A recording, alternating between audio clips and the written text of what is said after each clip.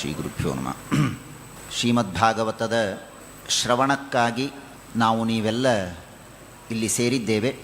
ಈಗಾಗಲೇ ಭೀಮಾಚಾರ್ಯರು ಆ ಭಾಗವತ ಶ್ರವಣದ ಮಹಿಮೆಯನ್ನು ಹೇಳಿದ್ದಾರೆ. ಭಾಗವತದ ಮಹಿಮೆಯನ್ನು ಹೇಳಬೇಕಾದರೆ ಪದ್ಮಪುರಾಣ ತಿಳಿಸತ್ತೆ. ಕೋಟಿ ಕೋಟಿ ಕೋಟಿ ಜನ್ಮಗಳ ಪುಣ್ಯ ಇದ್ದರೆ ಮಾತ್ರ ಭಾಗವತ ಶ್ರವಣ ಮಾಡುವ ಅವಕಾಶ ಸಿಗತ್ತೆ. ನಾವು ನೀವೆಲ್ಲ ಶ್ರವಣ ಮಾಡ್ತಾ ಇದ್ದೀವಿ ಅಂದರೆ ಅನೇಕ ಕೋಟಿ ಜನ್ಮಗಳ ಪುಣ್ಯ ಇದೆ ಅಂತಲೇ ಅರ್ಥ. ಇಲ್ಲದೇ ಇದ್ದರೆ ಸುಮ್ಮನೆ ಸಿಗೋದಿಲ್ಲ ಭಾಗವತ ಶ್ರವಣ. ಭಗವಂತನ ಕೃಪೆ, ಅವನ ಕರುಣೆ, ಗುರುಗಳ ಅನುಗ್ರಹ, ನಮ್ಮ ಹಿರಿಯರು ಮಾಡಿದ ಪುಣ್ಯ, ನಮ್ಮ ಪುಣ್ಯ ಇದೆಲ್ಲವೂ ಸೇರಿ ಅದೆಲ್ಲದಕ್ಕೂ ಹೆಚ್ಚು ಭಗವಂತನ ಕರುಣೆಯೇ. ಆ ದೇವರು ಕರುಣೆ ಮಾಡಿ ಇವನಿಂದ ಶ್ರವಣ ಮಾಡಿಸಬೇಕು ಅಂತ ಇಚ್ಛೆ ಮಾಡಿದ್ದಾನೆ ಅನ್ನುವುದಕ್ಕೆ ಶ್ರವಣ ಮಾಡುವುದಕ್ಕೆ ಅವಕಾಶ ಸಿಕ್ಕಿದೆ. ಎಲ್ಲರೂ ವಿಶೇಷ ಭಕ್ತಿಯಿಂದ ಈ ಮಲಮಾಸ ಅಂತ ಇದನ್ನು ಕರೆಯೋದು. ಮಲ ಅಂದರೆ ಹೊಲಸು, ಮಲಮಾಸ ಅಂದರೆ ಹೊಲಸು ಮಾಸ ಅಂತ. ಏನು ಹಾಗಂದರೆ ಮಲಮಾಸ ಅಂತ ಇದನ್ನು ಕರೆಯೋದು ಹೊಲಸು ಮಾಸ ಅನ್ನೋದಕ್ಕಲ್ಲ, ಹೊಲಸನ್ನು ಪರಿಹಾರ ಮಾಡುವ ಮಾಸ ಅಂತ. ತಲೆನೋವಿನ ಮಾತ್ರೆ ಅಂತಂತಾರೆ. ತಲೆನೋವಿನ ಮಾತ್ರೆ ಅಂದರೆ ತಲೆನೋವು ಭರಿಸುವ ಮಾತ್ರೆ ಅಲ್ಲ, ತಲೆನೋವು ಹೋಗಿಸುವ ಮಾತ್ರೆ ಅಂತ. ಹಾಗೆ ಮಲಮಾಸ ಅಂದರೆ ಮಲವನ್ನು ಕೊಡುವ ಮಾಸ ಅಲ್ಲ, ಮಲವನ್ನು ಪರಿಹರಿಸುವ ಮಾಸ ಅಂತ ಪುರಾಣ ನಮಗೆ ತಿಳಿಸಿಕೊಡುತ್ತೆ. ಹಾಗೆ ನಮ್ಮ ಪಾಪಗಳನ್ನು ಕಳೆಯುವಂತಹ ಈ ಪರಮ ಪವಿತ್ರವಾದ ಮಾಸದಲ್ಲಿ ಭಾಗವತ ಶ್ರವಣ ಮಾಡಬೇಕು ಅಂತ ನಮಗೆಲ್ಲ ಇಚ್ಛೆ ಬಂದಿದೆ.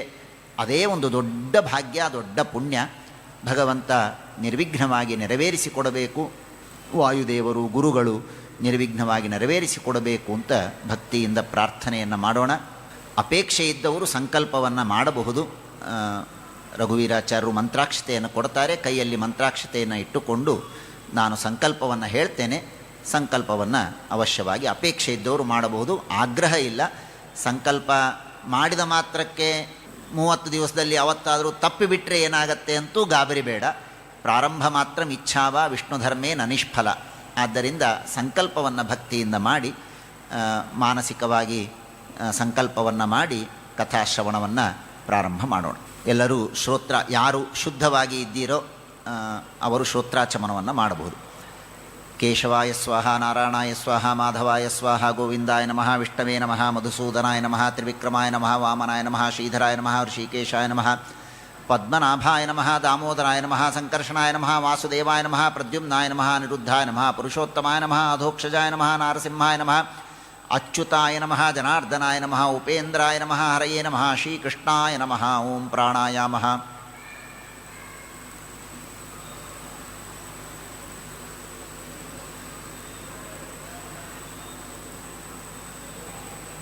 ಶ್ರೀ ಗೋವಿಂದ ಗೋವಿಂದ ವಿಷ್ಣೋರಾಜ್ಞೆಯ ಪ್ರವರ್ತಮಾನಸ್ಯಾದ್ಯ ಬ್ರಹ್ಮಣ ದ್ವಿತೀಯ ಪರಾರ್ಧೆ ಶ್ರೀ ಶ್ವೇತವರಃ ಕಲ್ಪೆ ಕಲಿಯುಗೆ ಪ್ರಥಮಚರಣೆ ಭರತವರ್ಷೆ ಭರತಖಂಡೇ ಜಂಬೂದ್ವೀಪೆ ದಂಡಕಾರಣ್ಯೇ ದೇಶೆ ರಾಮಕ್ಷೇತ್ರೇ ಅಸ್ಮಿನ್ ವರ್ತಮಾನೇನ ಚಾಂದ್ರಮಾನೇನ ವ್ಯಾವಹಾರಿಕೆ ಶಾಲಿವಾಹನಿಷ್ಕೆ ಪರಾಭವನಾಮ ಸಂವತ್ಸರೆ ಉತ್ತರಾಯಣೆ ಗ್ರೀಷ್ಮ ಋತೌ ಅಧಿಕ ಜ್ಯೇಷ್ಠಮಾಸೆ ಶುಕ್ಲಪಕ್ಷೆ ಪ್ರತಿಪತ್ತಿಥೌ ಭಾನುವಾಸರೆ ಕೃತ್ತಿಕಾ ನಕ್ಷತ್ರೇ ಶೋಭನಯೋಗೆ ಕಿಂಸ್ತುಘ್ನಕರಣೆ ಏವಂ ಗುಣ ವಿಶೇಷಣ ವಿಶಿಷ್ಟಾಯಾಂ ಶುಭ ಪುಣ್ಯತಿಥೌ.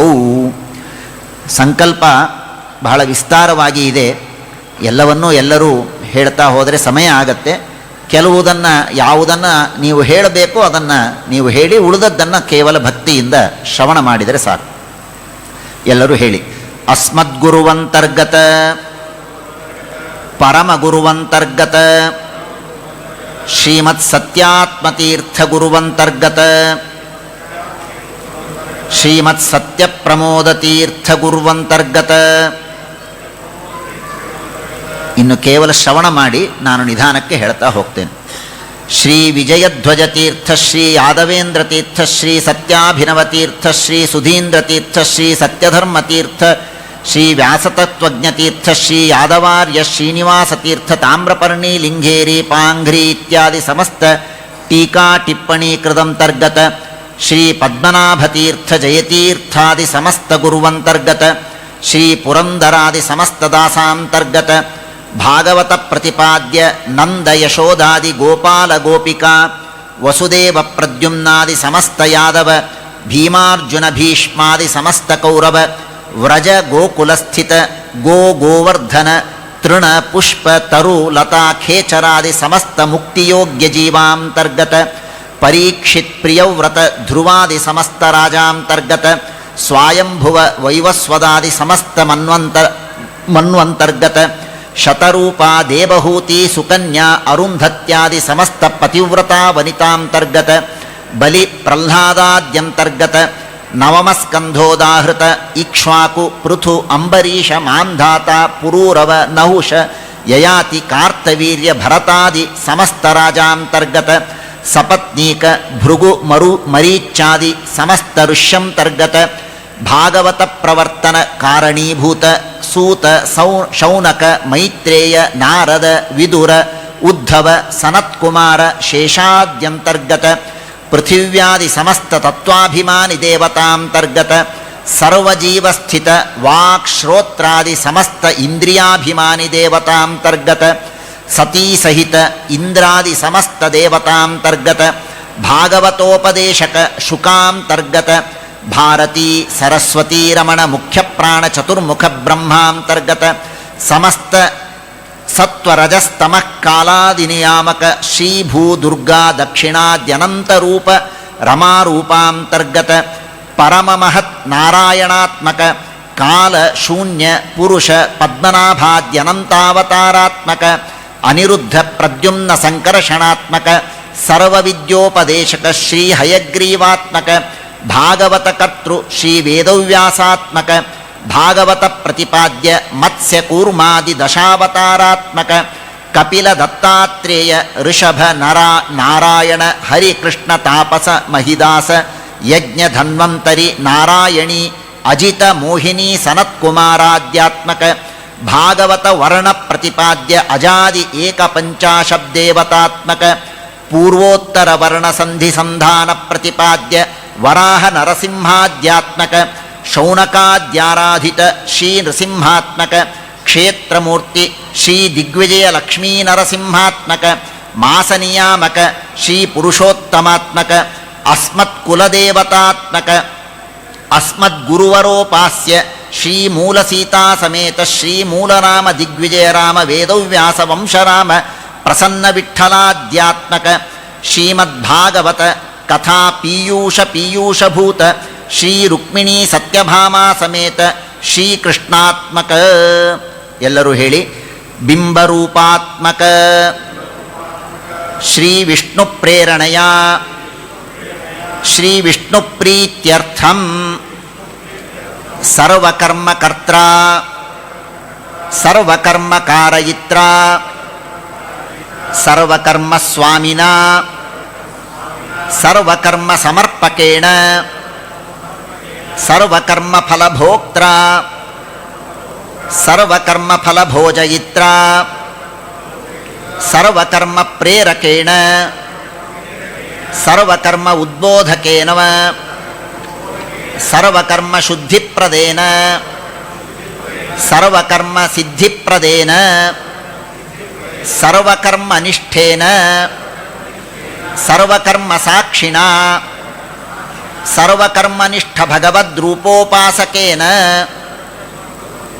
ಸರ್ವತ್ರ ಸರ್ವದಾ ಭಗವದುಪಾಸಕೇನ ಪ್ರತಿದಿನಂ ಪ್ರತಿಕ್ಷಣಂ ಬುದ್ಧಿಶೋಧಕೇನ ಸರ್ವದೋಷದೂರೇಣ ಅನಂತಗುಣಪೂರ್ಣೇನ ಮದ್ಯೋಗ್ಯತಾಭಿಜ್ಞೇನ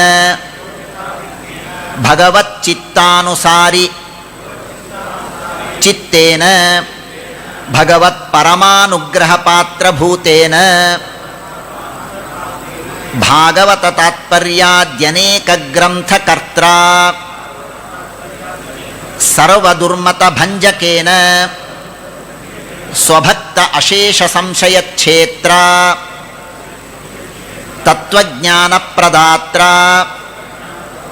ಸರ್ವೇಂದ್ರಿಯ ಪ್ರೇರಕೇಣ ಶ್ರೀಮದಾನಂದತೀರ್ಥ ಭಗವತ್ಪಾದಾಚಾರ್ಯಾತ್ಮಕ ಶ್ರೀ ಮುಖ್ಯ ಪ್ರಾಣೇನ ಪ್ರೇರಿತ ಸನ್ ತಥಾ ತದಂತರ್ಗತ ಭಗವತ ಪ್ರೇರಿತಮಾನಸಃ ತಸ್ಯೈವ ಭಗವತಃ ಬಲೇನ ಭಗವತಃ ವೀರ್ಯೇಣ ಭಗವತಃ ತೇಜಸಾ ಭಗವತಃ ಕರ್ಮಣ ಭಗವತಾ ಸಂಜೀವಿತ ಸ್ವಾಂತ ವಪುಃ ಚಿದಿಂದ್ರಿಯಃ ಅಹಂ. ವಾಯುದೇವರು, ಸಮಸ್ತ ತತ್ವಾಭಿಮಾನಿ ದೇವತೆಗಳು ಹಾಗೂ ಅವರ ಅಂತರ್ಯಾಮಿಯಾದಂತಹ ಭಗವಂತ ನಮ್ಮ ಇಂದ್ರಿಯಗಳಲ್ಲಿ ಇದ್ದು ಈ ಭಾಗವತ ಶ್ರವಣವನ್ನು ಮಾಡಿಸಲಿ ಎಂಬುದಾಗಿ ಪ್ರಾರ್ಥನೆಯನ್ನು ಮಾಡ್ತಾ ಇದ್ದೇವೆ. ಈ ಭಾಗವತ ಶ್ರವಣದಿಂದ ನಾವು ಏನು ಬಯಸಬೇಕು, ಏನೇನು ಪರಿಹಾರ ಆಗಬೇಕು, ಏನನ್ನು ಬಯಸಬೇಕು ಅನ್ನುವುದನ್ನು ಭಾಗವತ ಮಾಹಾತ್ಮ್ಯ ನಮಗೆ ತಿಳಿಸಿಕೊಟ್ಟಿದೆ. ಅಶೋಭನೇಷು ಶೋಭನಾತ್ವಾಧ್ಯಾಸ ಶೋಭನೇಷು ಅಶೋಭನಾತ್ವಾಧ್ಯಾಸ ಸ್ವಾತ್ಮನಿ ಸ್ವತಂತ್ರ ಕರ್ತೃತ್ವಾಧ್ಯಾಸ ಇಂದ್ರಿಯ ಸ್ವಾಮಿತ್ವಾಭಿಮಾನ ಅಹಂಕಾರ ಮಮತ ಸಕಾಮಕರ್ಮಕರಣ ಕಾಮ ಕ್ರೋಧ ಲೋಭ ಮೋಹ ಮದ ಮಾತ್ಸರ್ಯಾದಿ ಸಂಸಾರ ಕಾರಣೀಭೂತ ಅನಾದಿಕಾಲೀನ ದೋಷ ನಿಬರ್ಹಣಾರ್ಥಂ. ನಮ್ಮಲ್ಲಿ ಕಾಮಕ್ರೋಧಾದಿಗಳು ಅನಾದಿ ಕಾಲದಿಂದ ಇದೆ. ಯಾವುದು ಸರಿಯಲ್ಲ ಅದನ್ನು ಸರಿ ಅಂತ ತಿಳಿದಿದ್ದೇವೆ, ಯಾವುದು ಒಳ್ಳೆಯದೋ ಅದನ್ನು ಕೆಟ್ಟದ್ದು ಅಂತ ತಿಳಿದಿದ್ದೇವೆ ಅನ್ನುವುದಕ್ಕಾಗಿಯೇ ಈ ಸಂಸಾರ ನಮಗೆ ಬಂದಿದೆ. ಹಾಗಾಗಿ ಈ ಭಾಗವತ ಶ್ರವಣದಿಂದ ಆ ಅನಾದಿ ಕಾಲದಿಂದಲೂ ನಮ್ಮಲ್ಲಿ ಇರುವಂತಹ ಏನು ದೋಷಗಳಿದೆಯೋ ಆ ದೋಷಗಳು ಪರಿಹಾರ ಆಗಬೇಕು. ಅದಲ್ಲದೇನೆ ಇನ್ನನೇಕ ಪಾಪಗಳನ್ನು ಮಾಡ್ತೇವೆ, ಆ ಎಲ್ಲ ಪಾಪಗಳ ಪರಿಹಾರ ಆಗಬೇಕು.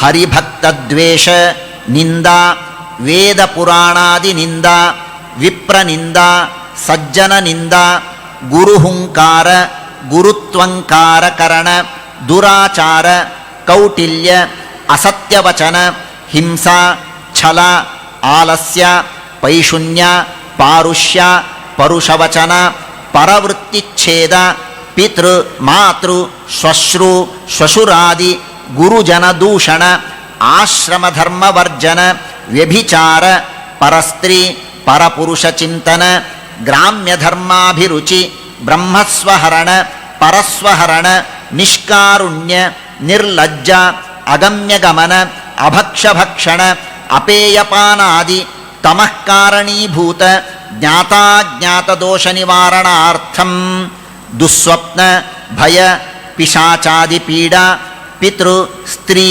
ನಾಗಾದಿದೋಷ ನಾನಾರೋಗ ನಾನಾಪೀಡಾ ವಿವಿಧ ದುಃಖ ಕಾರಣೀಭೂತ ಆಧಿದೈವಿಕ ಆಧಿಭೌತಿಕ ಆಧ್ಯಾತ್ಮಿಕಾದಿ ದೋಷ ನಿಬರ್ಹಣಾರ್ಥಂ ಭಗವತಃ ಪರಮಪ್ರಸಾದ ಕಾರಣೀಭೂತಾಂ ಅತಿಪರಿಪಕ್ವಭಕ್ತಿಂ ನಿಷ್ಪಾದಯಂತಿ ಭಗವದಪರೋಕ್ಷದರ್ಶನ ನಿಧಿಧ್ಯಾಸನ ಮನನ ಶ್ರವಣಾದೀನಿ ಸಂಪಾದಯಿತುಂ ಹರಿಸರ್ವೋತ್ತಮತ್ವಾದಿ ಶುದ್ಧಜ್ಞಾನ ನಿರ್ನಿಮಿತ್ತ ನಿಶ್ಚಂಚಲ ಭಕ್ತಿ ವಿಷಯ ವೈರಾಗ್ಯ ಸಂಪ್ರಾಪ್ತಯೇ ಅಹಿಂಸಾ ಅಮಾನಿತ್ವ ಅದಂಭಿತ್ವ ಸತ್ವಸಂಶುದ್ಧಿ ಮೈತ್ರಿ ಕರುಣ ಪರೋಪಕಾರ ಸರ್ವತ್ರ ಸಮಬುದ್ಧಿ ಭಗವತ್ಕಥಾರುಚಿ ಸತ್ಸಂಗತಿ ಸತ್ಸೇವಾ ಭಗವದ್ಧರ್ಮಚರ್ಯ ಭಗವದ್ಧರ್ಮಶ್ರದ್ಧಾ ಭಗವತಿ ದೃಢಾರತಿ ಹರೇರ್ಗುಣಾಭಿಧಾನ ಯಮ ನಿಯಮ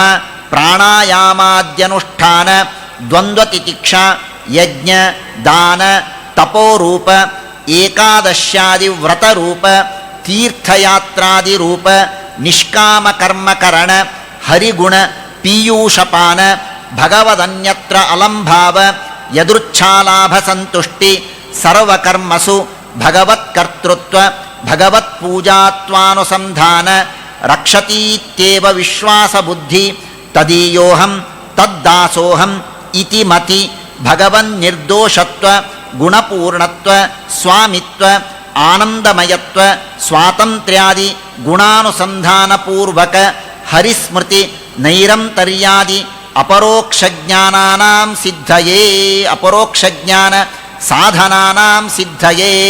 ಎಲ್ಲ ವಿಸ್ತಾರವಾಗಿ ಭಾಗವತ ಧರ್ಮಗಳು ಅಂತ ಏನೇನಿದೆಯೋ ಅದೆಲ್ಲವೂ ಈ ಭಾಗವತ ಶ್ರವಣದಿಂದ ಯಥಾಯೋಗ್ಯವಾಗಿ ನನಗೆ ಲಭಿಸಲಿ. ವಿಶೇಷವಾಗಿ ಬೇಕಾದಷ್ಟು ಇದೆ. ನಿರಂತರ ಭಗವಂತನ ನಾಮಸ್ಮರಣ, ಭಗವಂತನ ಸ್ಮರಣ ನಮ್ಮಿಂದ ಆಗಲಿ ಎಂಬುದಾಗಿ ಪ್ರಾರ್ಥನೆಯನ್ನು ಮಾಡಬೇಕು. ಇದೆಲ್ಲ ಆಗುವುದಕ್ಕೆ ಉತ್ತಮ ಗುರುಗಳು ಸಿಗಬೇಕು. ಹಾಗಾಗಿ ಸದ್ಗುರೂಪಸತ್ತಿ ಸಂಪ್ರಾಪ್ತಯೇ ಯಥಾಯೋಗ್ಯ. ಕೇವಲ ಆಧ್ಯಾತ್ಮಿಕ ಮಾತ್ರ ಇದ್ದರೆ ಬದುಕುವುದು ಕಷ್ಟ. ಹಾಗಾಗಿ ಲೌಕಿಕವಾದ ಫಲವೂ ಕೂಡ ನನಗೆ ಯೋಗ್ಯ ಅಂತಾಗಿದ್ದರೆ, ಆ ಲೌಕಿಕ ಫಲಗಳು ಸಿಗೋದರಿಂದ ನನಗೆ ಅಹಂಕಾರ ಬಂದು ನಾನು ಭಗವಂತನಿಂದ ವಿಮುಖನಾಗೋದಿಲ್ಲ ಅಂತಾಗಿದ್ದರೆ ಲೌಕಿಕ ಫಲಗಳೂ ಕೂಡ ನನಗೆ ಸಿಗಲಿ ಅಂತ ಪ್ರಾರ್ಥನೆಯನ್ನು ಮಾಡಿದ್ದಾರೆ. ಯಥಾಯೋಗ್ಯ ಶ್ರೀ ಸಂಪತ್ ಯಶೋಭಿವೃದ್ಧ್ಯರ್ಥಂ ವಿಷ್ಣು ವೈಷ್ಣವ ಸೇವೋಪಯೋಗಿ ಧನ ಧಾನ್ಯ ಆಯುರಾರೋಗ್ಯಾಭಿವೃದ್ಧ್ಯರ್ಥಂ ವೈಷ್ಣವ ಸತ್ಸಂತಾನ ಪ್ರಾಪ್ತ್ಯರ್ಥಂ ಭಗವತ್ ಪ್ರೇಮಾಸ್ಪದ ಭೂತೆ ಅಧಿಕ ಮಾಸೇ. ಎಲ್ಲರೂ ಹೇಳಬೇಕು, ಅಧಿಕ ಮಾಸೇ ಆಲಯಂ ಮುಹುಹು ಮುಹುಹು ಭಾಗವತ ರಸಾಸ್ವಾದನಂ ಕಾಮಯಮಾನಃ ಶ್ರೀಮದ್ವ್ಯಾಸ ಪ್ರಣೀತಸ್ಯ ಶುಕ ಮುಖ ನಿಸ್ಸೃತಸ್ಯ ನಿರ್ದುಷ್ಟಸ್ಯ ಅಧ್ಯಾತ್ಮದೀಪಸ್ಯ ಭಗವತ್ ಪ್ರತಿಮಾ ಬೃಂಹಿತಸ್ಯ ಪುರಾಣಾನಾಂ ಸಾರರೂಪಸ್ಯ ಗಾಯತ್ರಿ ಭಾಷ್ಯರೂಪಸ್ಯ ವೇದಾರ್ಥ ಪರಿಬೃಂಹಿತಸ್ಯ ಭಾರತಾರ್ಥ ವಿನಿರ್ಣಯಸ್ಯ ಬ್ರಹ್ಮಸೂತ್ರಾರ್ಥಸ್ಯ ಸಾಕ್ಷಾತ್ ಭಗವತ ಉದಿತಸ್ಯ ಶ್ರೀಮದ್ಭಾಗವತಸ್ಯ ಶ್ರವಣಂ ಯಥಾಶಕ್ತಿ ಯಥಾಜ್ಞಪ್ತಿ ಯಥಾಶ್ರದ್ಧಂ ಕರಿಷ್ಯೇ. ಇದಂ ಶ್ರವಣಂ ವಾಚನಂಚ ಭಗವತ್ ಪೂಜಾರೂಪೋ ಭವತು. ನಾವು ಮಾಡುವಂತಹ ಈ ಶ್ರವಣ ಭಗವಂತನ ಪೂಜಾರೂಪವಾಗಲಿ ಅಂತ ಪ್ರಾರ್ಥನೆಯನ್ನು ಮಾಡಿ ಆ ಭಗವಂತನಿಗೆ ಇದು ನಿರ್ವಿಘ್ನವಾಗಿ ನೆರವೇರಲಿ ಅಂತ ಪ್ರಾರ್ಥನೆಯನ್ನು ಮಾಡಬೇಕು. ಭೋ ಸ್ವಾಮಿನ್ ಪರಮದಯಾಲೋ ಕ್ಷಮಾ ಸಮುದ್ರ ಭಕ್ತವತ್ಸಲ ಭಕ್ತಾಪರಾಧ ಸಹಿಷ್ಣೋ ದೀನಸ್ಯ ದೂನಸ್ಯ ಶರಣಾಗತಸ್ಯ ಶ್ರದ್ಧಧಾನಸ್ಯ ಶುಶ್ರೂಷೋಹೋ. ಕರುಣಾಮಯನಾದಂತಹ ಭಗವಂತ, ನಾನು ಅತ್ಯಂತ ದೀನ ಮಹಾಪಾಪಿಷ್ಠ, ಕರುಣೆಯನ್ನು ಮಾಡಿ ಏನೋ ಕೇಳಬೇಕು ಅಂತ ಅಪೇಕ್ಷೆ ಬಂದಿದೆ, ಶ್ರದ್ಧೆ ಇದೆ, ಅಲ್ಪ ಸ್ವಲ್ಪ ಶ್ರದ್ಧೆ ಇದೆ, ಕೇಳಬೇಕು ಅಂತ ಇಚ್ಛೆ ಬಂದಿದೆ. ಹಾಗಾಗಿ ಕರುಣಾಮಯನಾದಂತಹ ಭಗವಂತನಿಗೆ ನಾವು ಪ್ರಾರ್ಥನೆಯನ್ನು ಮಾಡಬೇಕು. ಈ ಶ್ರದ್ಧೆ, ಈ ಕೇಳಬೇಕು ಅನ್ನುವ ಅಪೇಕ್ಷೆ ನನಗೆ ಬಂದಿದೆ, ಹಾಗಾಗಿ ಇದನ್ನು ನಿರ್ವಿಘ್ನವಾಗಿ ನೆರವೇರಿಸಿಕೊಡುವ ಜವಾಬ್ದಾರಿ ನಿನ್ನದು. ರೋಗ ಆಲಸ್ಯ ಅನವಧಾನ ಅನ್ಯ ಕಾರ್ಯ ವ್ಯಾಪೃತಿ. ಕೇಳುವಾಗ ಏನೋ ಮಧ್ಯದಲ್ಲಿ ರೋಗ ಬರೋದು, ಅಥವಾ ಆಲಸ್ಯ ಆಗೋದು, ಅಥವಾ ಕೂತಾಗ ಮನಸ್ಸು ಕೇಳೋದಕ್ಕೆ ಬರದೇ ಇರೋದು, ಬೇರೆ ಏನೋ ಅನಿವಾರ್ಯವಾದ ಕಾರಣಗಳು ಬಂದು ಕೇಳುವ ಅವಕಾಶ ತಪ್ಪಿ ಹೋಗುವುದು. ಇಂದ್ರಿಯ ಅಪಾಟವ, ಕೇಳಬೇಕು ಅಂತ ಕೂತಿದ್ದೇವೆ, ಕೇಳಿಸ್ತಾ ಇಲ್ಲ, ಇಂದ್ರಿಯ ಅಪಾಟವ. ಗ್ರಾಮ ನಿರ್ಗಮನ, ಊರಿನಿಂದಲೇ ಬೇರೆ ಕಡೆ ಹೋಗುವ ಪ್ರಸಂಗ. ಆಶೌಚ, ಬೇರೆ ಬೇರೆ ನಾನಾ ತರಹದ ಆಶೌಚಾದಿಗಳು ಬಂದು ಎಲ್ಲ ಇದ್ದು ಕೂತಾಗ ಶ್ರದ್ಧೆ ಇಲ್ಲದೆ ಇರೋದು, ಅಶ್ರದ್ಧಾದಿ. ಈ ಎಲ್ಲ ಶ್ರವಣ ಪರಿಪಂಥಿನಃ ದ್ರಾವಯ ದ್ರಾವಯ ನಿರ್ವಿಘ್ನಂ ಆಮಾಸಂ ಶ್ರೀಮದ್ಭಾಗವತಂ ಶ್ರಾವಯ ಶ್ರಾವಯ ಕಥಾಯಾಂ ನಿಶ್ಚಲಾಂ ಮತಿಂ ಅತ್ರೋಕ್ತಂ ಅಸ್ತಿ ಅನೇನ ಮಮ ಪ್ರಯೋಜನಂ ಭವತ್ಯೇವ. ಇತ್ಯಾಸ್ತಿಕ್ಯನಿಷ್ಠಾಂಚ ದಾಪಯ ದಾಪಯ, ಎಲ್ಲ ವಿಘ್ನಗಳನ್ನು ಪರಿಹಾರ ಮಾಡಲಿ. ಹಾಗೂ ಕೇಳುವಾಗ ಭಾಗವತದಲ್ಲಿ ಹೇಳಿದ ಎಲ್ಲ ವಿಷಯಗಳ ಬಗ್ಗೆ ಶ್ರದ್ಧೆ ಮೂಡಬೇಕು. ಈ ಭಾಗವತವನ್ನು ಕೇಳುವುದರಿಂದ ನನಗೆ ಪರಮ ಪ್ರಯೋಜನವಿದೆ, ಇಲ್ಲಿ ಹೇಳಿದ್ದೆಲ್ಲವೂ ಸತ್ಯ ಅನ್ನುವ ಶ್ರದ್ಧೆ ಮೂಡುವಂತೆ ಭಗವಂತ ಅನುಗ್ರಹ ಮಾಡಲಿ ಎಂಬುದಾಗಿ ಪ್ರಾರ್ಥನೆಯನ್ನು ಮಾಡೋಣ. ಶುಕಾಚಾರ್ಯರಿಗೆ ಹಾಗೂ ಭಾಗವತಕ್ಕೆ ಪ್ರಾರ್ಥನೆಯನ್ನು ಮಾಡಬೇಕು. ಎಲ್ಲರೂ ಹೇಳಿ: ಶ್ರೀಮದ್ಭಾಗವತಾಖ್ಯೋಯಂ ಪ್ರತ್ಯಕ್ಷ ಕೃಷ್ಣ ಏವ ಹಿ ಸ್ವೀಕೃತೋಸಿ ಮಯಾನಾಥ ಮುಕ್ತ್ಯರ್ಥಂ ಭವಸಾಗರೇ ಮನೋರಥೋ ಮದೀಯೋಯಂ ಸಫಲಃ ಸರ್ವಥಾ ತ್ವಯಾ ನಿರ್ವಿಘ್ನೇನೈವ ಕರ್ತವ್ಯಃ ದಾಸೋಹಂ ತವ ಕೇಶವ ಸಂಸಾರ ಸಾಗರೇ ಮಗ್ನಂ ದೀನಂ ಮಾಂ ಕರುಣಾನಿಧೇ ಕರ್ಮ ಮೋಹ ಗೃಹೀತಾಂಗಂ ಮಾಮುದ್ಧರ ಭವಾರ್ಣವಾತ್ ಶುಕರೂಪ ಪ್ರಬೋಧಜ್ಞ ಸರ್ವಶಾಸ್ತ್ರ ವಿಶಾರದ ಏತತ್ಕಥಾ ಪ್ರಕಾಶೇನ ಮದಜ್ಞಾನಂ ವಿನಾಶಯ. ಭಾಗವತಕ್ಕೆ ಹಾಗೂ ಶುಕಾಚಾರ್ಯರಿಗೆ ಭಕ್ತಿಯಿಂದ ಪ್ರಾರ್ಥನೆಯನ್ನು ಮಾಡಿ, ಈ ಕಥೆಯನ್ನು ಕೇಳುವಾಗ ನನ್ನ ಮನಸ್ಸಿನಲ್ಲಿರುವ ಎಲ್ಲ ಸಂಶಯ ಅಜ್ಞಾನಗಳು ಇದರಿಂದ ನಿವೃತ್ತವಾಗಲಿ ಅಂತ ಪ್ರಾರ್ಥನೆಯನ್ನು ಮಾಡಿ, ಎಲ್ಲರೂ ವಿಶೇಷವಾಗಿ ಭಾಗವತವೇ ಹೇಳುತ್ತೆ, ಪದ್ಮಪುರಾಣ, ಗಣಪತಿಯ ಪ್ರಾರ್ಥನೆಯನ್ನು ಮಾಡಬೇಕು. ಭಕ್ತಿಯಿಂದ ಗಣಪತಿಯ ಪ್ರಾರ್ಥನೆಯನ್ನು ಮಾಡಿ, ವಕ್ರತುಂಡ ಮಹಾಕಾಯ ಸೂರ್ಯಕೋಟಿ ಸಮಪ್ರಭ ನಿರ್ವಿಘ್ನಂ ಕುರು ಮೇ ದೇವ ಸರ್ವಕಾರ್ಯೇಷು ಸರ್ವದಾ. ಖೇಶ ಪರಮ ಸುಭಕ್ತಿಪೂರ್ವಕ ವ್ಯಾಸಕೃತ ಗ್ರಂಥಗಳ ನರಿತು ಪ್ರಯಾಸವಿಲ್ಲದೆ ಬರೆದು ವಿಸ್ತರಿಸಿದೆಯೋ ಲೋಕದಳು ಪಾಶಪಾಣಿಯೇ ಪ್ರಾರ್ಥಿಸುವೆನುಪದೇಶಿಸೆ ನಗದರರ್ಥಗಳ ಕರುಣಾ ಸಮುದ್ರ ಕೃಪಾ ಕಟಾಕ್ಷದಿ ನೋಡು ಪ್ರತಿದಿನದೀ. ಶ್ರೀ ಗುರುಭ್ಯೋ ನಮಃ. ಶ್ರೀಮದ್ಭಾಗವತದ ಮಾಹಾತ್ಮ್ಯವನ್ನು ಇವತ್ತು ತಿಳಿಯೋಣ. ಪದ್ಮಪುರಾಣದಲ್ಲಿ ಹೇಳಿದಂತಹ ಭಾಗವತದ ಮಾಹಾತ್ಮ್ಯ. ನನಗೆ ಒಂದು ಲಾಭ ಏನು ಅಂದರೆ, ಭೀಮಾಚಾರ್ಯರು ಮಾಡಿಕೊಟ್ಟ ಅನುಕೂಲ, 15 ದಿನಗಳಿಗೆ 6 ಸ್ಕಂದವನ್ನು ಕೊಟ್ಟಿದ್ದಾರೆ. ಹೀಗಾಗಿ ವಿಶೇಷವಾಗಿ ವಿಸ್ತಾರವಾಗಿ ಆರಾಮಾಗಿ ಹೇಳಬಹುದು. ಯಾವುದೇ ಅವಸರಗಳು ನನಗೂ ಇಲ್ಲ, ನಿಮಗೂ ಇಲ್ಲ. ನಿಧಾನವಾಗಿ ಕೇಳೋಣ. ಭಾಗವತ ಮಾಹಾತ್ಮ್ಯವನ್ನು ಪದ್ಮಪುರಾಣದಲ್ಲಿ ತಿಳಿಸಿಕೊಡ್ತಾರೆ. ಬಹಳ ಸುಂದರವಾದಂತಹ ಮಾಹಾತ್ಮ್ಯ ಇದೆ. ಇವತ್ತು ಮಾಹಾತ್ಮ್ಯವನ್ನು ತಿಳಿದು ನಾಳೆಯಿಂದ ಭಾಗವತದ ಉಪಕ್ರಮವನ್ನು ಮಾಡೋಣ.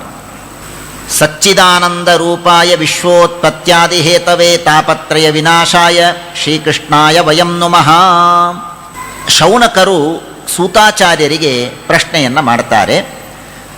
ಯಾವುದನ್ನು ಕೇಳುವುದರಿಂದ ಎಲ್ಲ ತರಹದ ಮಾಯೆಯಿಂದ ನಾವು ದೂರ ಆಗ್ತೇವೆ, ಅದರಲ್ಲೂ ವಿಶೇಷವಾಗಿ ಕಲಿಯುಗದಲ್ಲಿ ಯಾವುದು ಶ್ರೇಯಸ್ಸು, ಅದಕ್ಕಿಂತಲೂ ದೊಡ್ಡದು ಇನ್ನೊಂದಿಲ್ಲ, ಅಂತಹ ಒಂದು ಉತ್ತಮವಾದಂತಹ ಸಾಧನ ಯಾವುದು, ಅದನ್ನು ನಮಗೆ ತಿಳಿಸಿಕೊಡಿ. ಯಾವುದರಿಂದ ಕೃಷ್ಣನ ಪ್ರಾಪ್ತಿಯಾಗತ್ತೆ, ಭಗವಂತನ ಪ್ರಾಪ್ತಿಯಾಗತ್ತೆ, ಅದನ್ನು ತಿಳಿಸಿಕೊಡಿ ಎಂಬುದಾಗಿ ಪ್ರಾರ್ಥನೆಯನ್ನು ಮಾಡಿದಾಗ ಸೂತಾಚಾರ್ಯರು ಹೇಳ್ತಾರೆ, ನೋಡಪ್ಪ, ಒಂದೇ ಒಂದಿದೆ, ಭಕ್ತ್ಯೋಘವರ್ಧನಂ ಯಚ್ಚ. ಯಾವುದನ್ನು ಕೇಳಿದರೆ ಭಕ್ತಿಯ ಓಘ, ಓಘ ಅಂದರೆ ಪ್ರವಾಹ, ಸುಮ್ಮನೆ ಅಲ್ಪ ಸ್ವಲ್ಪ ಭಕ್ತಿ ಬರೋದಲ್ಲ, ಆ ಭಕ್ತಿಯ ಪ್ರವಾಹ ದೊಡ್ಡ ಜೋಗ ಜಲಪಾತ ಇದ್ದ ಹಾಗೆ ಭಕ್ತಿ ಬೆಳೆಯಬೇಕು. ಅಂತಹ ಒಂದು ಉತ್ತಮವಾದ ಕಥೆ ಇದೆ, ಅದನ್ನು ನಾನು ಹೇಳ್ತೇನೆ, ಅದನ್ನು ಕೇಳಬೇಕು. ಯಾವುದನ್ನು ಪರೀಕ್ಷಿತೇ ಕಥಾಂ ವಕ್ತುಂ, ಅದು ಭಾಗವತ ಕಥಾ. ಭಾಗವತಕ್ಕಿಂತಲೂ ಉತ್ತಮವಾದದ್ದು ಮತ್ತೊಂದು ಇಲ್ಲ. ಆ ಭಾಗವತವನ್ನು ಕೇಳಿದರೆ ಎಲ್ಲ ತರಹದ ಪಾಪಗಳು ಹೋಗುತ್ತೆ, ಭಕ್ತಿ ಬೆಳೆಯುತ್ತೆ. ಆದ್ದರಿಂದ ಭಾಗವತವೇ ಅತ್ಯುತ್ತಮವಾದದ್ದು. ಶುಕಾಚಾರ್ಯರು ಪರೀಕ್ಷಿತ ರಾಜನಿಗೆ ಭಾಗವತವನ್ನು ಹೇಳಬೇಕು ಅಂತ ಸಂಕಲ್ಪ ಮಾಡಿದರಂತೆ. ಭಾಗವತವನ್ನು ಹೇಳಲಿಕ್ಕೆ ಕೂತಾಗ ಪರೀಕ್ಷಿತ ಎದುರಿಗೆ ಕೂತಿದ್ದಾನೆ. ಶುಕಾಚಾರ್ಯರು ಇನ್ನೇನು ಉಪದೇಶ ಪ್ರಾರಂಭ ಮಾಡಬೇಕು. ಆಗ ದೇವತೆಗಳೆಲ್ಲ ಮೇಲಿನಿಂದ ಬಂದ್ರಂತೆ. ದೇವತೆಗಳೆಲ್ಲ ಮೇಲಿನಿಂದ ಬರ್ತಾ ಇರಬೇಕಾದ್ರೆ ಕೈಯಲ್ಲಿ ಅಮೃತದ ಕಲಶವನ್ನು ಹಿಡಿದುಕೊಂಡು ಬಂದ್ರಂತೆ. ಅಮೃತದ ಕಲಶವನ್ನು ಹಿಡಿದುಕೊಂಡು ಬಂದು ಶುಕಾಚಾರ್ಯರಿಗೆ ಹೇಳಿದರಂತೆ, ಪರೀಕ್ಷಿತ ರಾಜನಿಗೆ ಹೇಳಿದರಂತೆ, ಪರೀಕ್ಷಿತ, ನೀನು ಯಾಕಪ್ಪ ಈಗ ಭಾಗವತ ಕೇಳ್ತಾ ಇದ್ದಿ? ನಿನಗೆ 7 ದಿನಕ್ಕೆ ಮೃತ್ಯು ಅನ್ನುವುದಕ್ಕೆ ತಾನೇ ನೀನು ಭಾಗವತವನ್ನು ಕೇಳ್ತಾ ಇದ್ದಿ. ಒಂದು ಕೆಲಸ ಮಾಡು, ನಾನು ನಿಮಗೆ ಈ ಭಾಗವತ ಅಮೃತದ ಕಲಶವನ್ನು ಕೊಟ್ಟು ಬಿಡ್ತೇವೆ, ನೀನು ಅಮೃತ ಪಾನವನ್ನು ಮಾಡು, ನೀನು ಅಮೃತ ಪಾನವನ್ನು ಮಾಡು, ಅಮರನಾಗಿ ಹೋಗ್ತೀಯ. ಈ ಭಾಗವತ ಕಥಾ ಇದೆಯಲ್ಲ ಶುಕಾಚಾರ್ಯರೇ, ಇದನ್ನು ನಮಗೆ ಕೊಟ್ಟು ಬಿಡಿ ಅಂತ ದೇವತೆಗಳು ಅಂದ್ರಂತೆ. ಆಗ ಇದು ದೇವತೆಗಳು ಪರೀಕ್ಷಿತರಾಜನ ಪರೀಕ್ಷೆ ಮಾಡುವುದಕ್ಕಾಗಿ ಮಾಡಿದಂತಹ ಒಂದು ನಟನೆ ಮಾತ್ರ, ಭಾಗವತದ ಮಹಿಮೆಯನ್ನು ತಿಳಿಸಿಕೊಡುವುದಕ್ಕಾಗಿ. ಆಗ ಪರೀಕ್ಷಿತ ಅಂತಾನೆ, ಕ್ವ ಸುಧಾ ಕ್ವ ಕಥಾ ಲೋಕೆ ಕ್ವ ಕಾಚ ಕ್ವ ಮಣಿರ್ಮಹಾನ್ ಬ್ರಹ್ಮರಾತೋ ವಿಚಾರ್ಯೇವಂ ತದಾ ದೇವಾಂಜಹಾಸಃ. ಆಗ ಪರೀಕ್ಷಿತ ನಗತಾನಂತೆ, ಏನು ನಿಮ್ಮ ಅಮೃತೆಯಲ್ಲಿ ಭಗವಂತನ ಕಥೆಯಲ್ಲಿ ಯಾವುದೋ ಒಂದು ಗಾಜಿನ ಮಣಿಯನ್ನು, ಕಾಗೆ ಬಂಗಾರ ಅಂತಂತಾರೆ, ಕಾಗೆ ಬಂಗಾರ ಅಂತ ಸಿಕ್ತಿತ್ತು, ಕಾಚ ಅಂತಂತಾರೆ. ಆ ಕಾಗೆ ಬಂಗಾರಕ್ಕೂ ನಿಜವಾದ ಮಣಿಗೂ ಏನಾದರೂ ಹೋಲಿಕೆ ಇದೆಯಾ? ಹಾಗೆ ಈ ನಿಮ್ಮ ಅಮೃತ ನಮ್ಮ ಭಾಗವತದ ಕಥಾದ ಮುಂದೆ ಕಾಚ ಇದ್ದ ಹಾಗೆ, ನನಗೆ ಬೇಡ ಅಂತ ಪರೀಕ್ಷಿತ ಹೇಳಿದನಂತೆ. ಅಂತಹ ಉತ್ತಮವಾದದ್ದು ಭಾಗವತ ಕಥಾ, ಅಮೃತಕ್ಕಿಂತಲೂ ಅದ್ಭುತವಾದದ್ದು ಮಹಾಭಾಗವತ ಕಥಾ.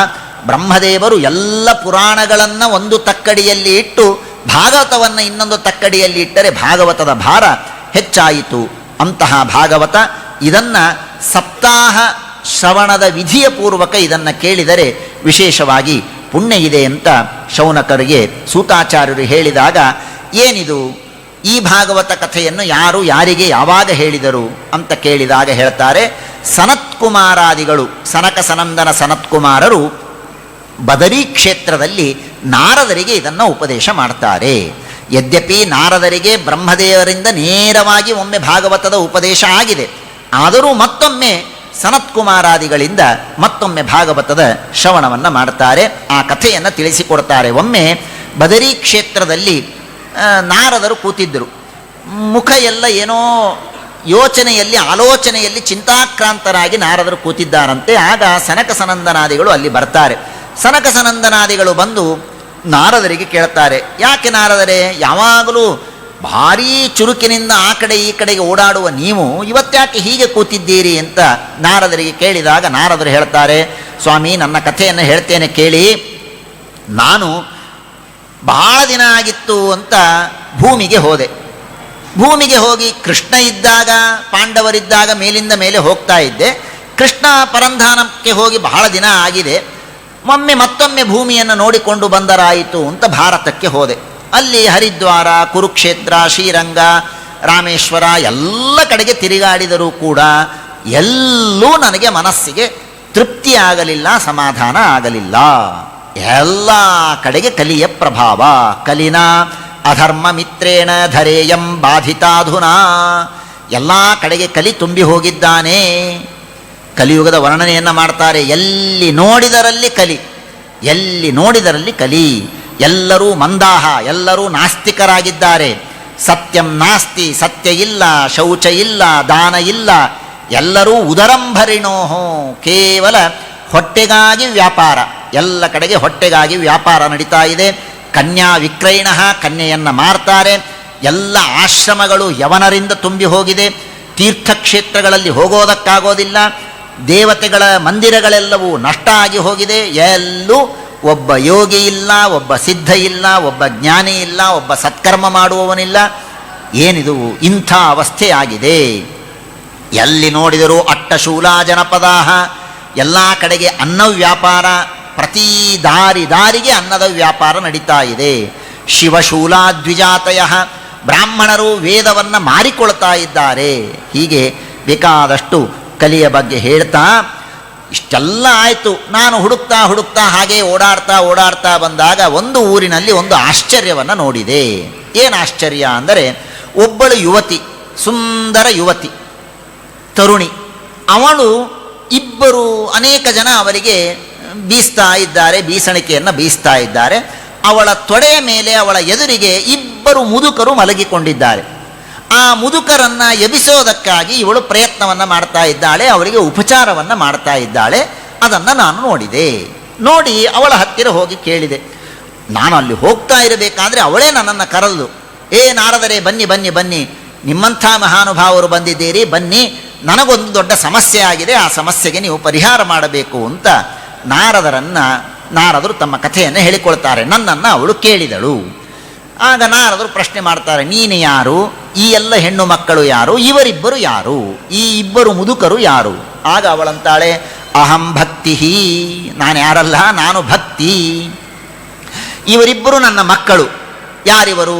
ಜ್ಞಾನ ವೈರಾಗ್ಯ. ಜ್ಞಾನ ವೈರಾಗ್ಯ ಅಂತ ಇವರಿಬ್ಬರು ನನ್ನ ಮಕ್ಕಳು, ನಾನು ಭಕ್ತಿ. ನನಗೆ ಬೀಸ್ತಾ ಇರೋರು ಇವರೆಲ್ಲರೂ ಗಂಗಾದಿ ನದಿಗಳು. ಯಾಕೆ ಈ ಅವಸ್ಥೆ ಬಂತು? ನಾನು ಅಂತೇನೆ, ನನಗೂ ಬಹಳ ಯೋಚನೆ ಆಗ್ತಾ ಇದೆ. ಉತ್ಪನ್ನೇ ದ್ರವಿಡಾಸಾಹಂ, ನಾನು ದ್ರವಿಡ ದೇಶದಲ್ಲಿ ಹುಟ್ಟಿದೆ. ದ್ರವಿಡ ದೇಶದಲ್ಲಿ ಹುಟ್ಟಿ ಕರ್ನಾಟಕಕ್ಕೆ ಬಂದೆ. ಕರ್ನಾಟಕೇ ವೃದ್ಧಿಂಗತ, ಇಲ್ಲಿ ಕರ್ನಾಟಕದಲ್ಲಿ ಚೆನ್ನಾಗಿ ನನ್ನನ್ನು ಬೆಳೆಸಿದರು, ಒಳ್ಳೆ ತರುಣಿಯಾದೆ. ಕ್ವಚಿನ್ ಮಹಾರಾಷ್ಟ್ರೇ, ಮಹಾರಾಷ್ಟ್ರಕ್ಕೆ ಬಂದೆ, ಅಲ್ಲೂ ಎಲ್ಲ ಕಡೆಗೆ ಸಂಚಾರ ಮಾಡಿದೆ. ಗುರ್ಜರೇ ಜೀರ್ಣತಾಂಗತ, ಗುಜರಾತಕ್ಕೆ ಬಂದ ಮೇಲೆ ನಾನು ಇನ್ನೂ ವೃದ್ಧಳಾದೆ. ಇಷ್ಟೆಲ್ಲ ಆಯಿತು. ಆಮೇಲೆ ವೃಂದಾವನಕ್ಕೆ ಬಂದೆ. ವೃಂದಾವನಕ್ಕೆ ಬಂದಾಗ ಮತ್ತೆ ನನಗೆ ಚೈತನ್ಯ ಬಂತು. ಆದರೆ ಈ ನನ್ನ ಜೊತೆಗೆ ಈ ಜ್ಞಾನ ವೈರಾಗ್ಯ ನನ್ನ ಮಕ್ಕಳಿದ್ದಾರಲ್ಲ, ಇವರಿಗೆ ಚೈತನ್ಯ ಹೋಗಿಬಿಟ್ಟಿದೆ. ಇನ್ನೂ ಸಣ್ಣ ಮಕ್ಕಳವರು, ಆದರೆ ವಯಸ್ಸಾದಂತೆ ಇದ್ದಾರೆ. ಅಶಕ್ತಿ, ಏಳೋದಕ್ಕೆ ಬರೋದಿಲ್ಲ, ಕೂಡೋದಕ್ಕೆ ಬರೋದಿಲ್ಲ, ಬಹಳ ಒದ್ದಾಡ್ತಾ ಇದ್ದಾರೆ. ಯಾಕೆ ಅಂತ ಅರ್ಥ ಆಗ್ತಾ ಇಲ್ಲ. ಇವರನ್ನು ಎಬ್ಬಿಸಬೇಕು ಅಂತ ಪ್ರಯತ್ನ ಮಾಡ್ತಾ ಇದ್ದೇನೆ, ಏನು ಮಾಡಿದರೂ ಇವರು ಹೇಳ್ತಾ ಇಲ್ಲ. ಅಂದಾಗ ನಾರದರಂತಾರೆ, ನ ವಿಷಾದಸ್ತ್ವಯಾ ಕಾರ್ಯೋ ಹರಿಷ್ಯಂತೆ ಕರಿಷ್ಯತಿ. ಏನು ಯೋಚನೆ ಮಾಡಬೇಡಮ್ಮ, ಹರಿಷ್ಯಂತೆ ಕರಿಷ್ಯತಿ, ದೇವರು ನಿನಗೆ ಒಳ್ಳೆಯದು ಮಾಡ್ತಾನೆ. ಈ ಮಾತನ್ನು ಬರೆದಿಟ್ಕೊಳ್ಳಿ.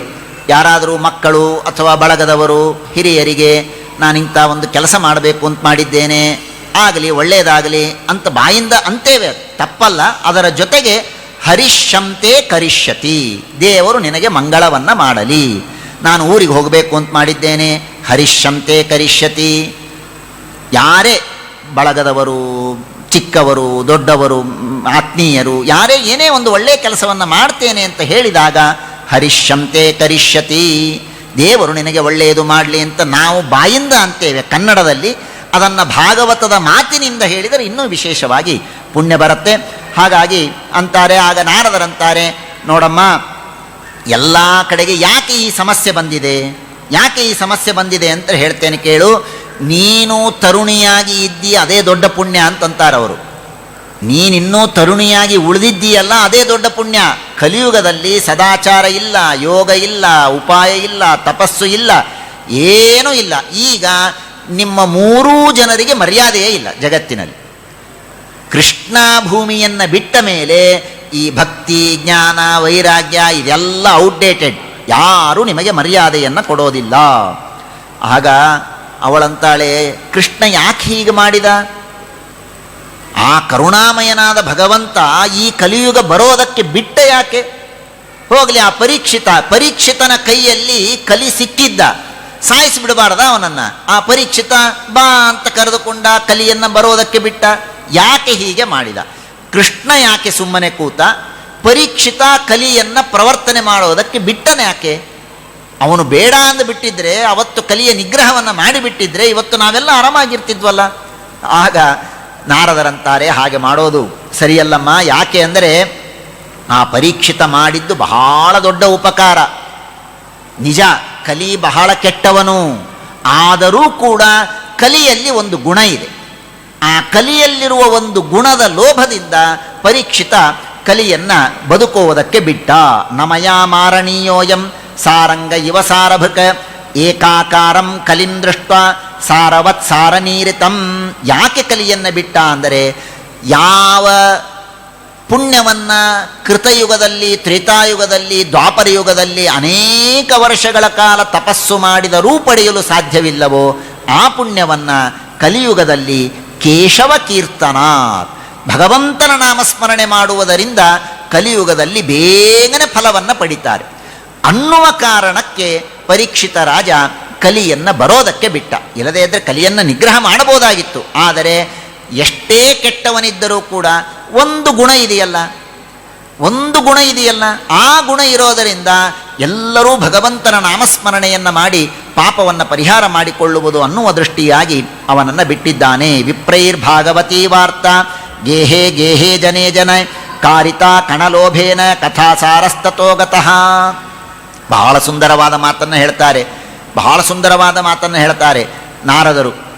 ಏನು ಹೇಳ್ತಾರೆ? ಇವತ್ತು ನಾವಂತೇವಲ್ಲ, ಆಹಾರದಲ್ಲಿ ಸತ್ವ ಉಳಿದಿಲ್ಲ, ಆಹಾರದಲ್ಲಿ ಸತ್ವ ಇಲ್ಲ ಅಂತಂತೇವೆ. ಅದೆಲ್ಲ ಮಾತನ್ನು ನಾರದರು ಹೇಳ್ತಾರೆ.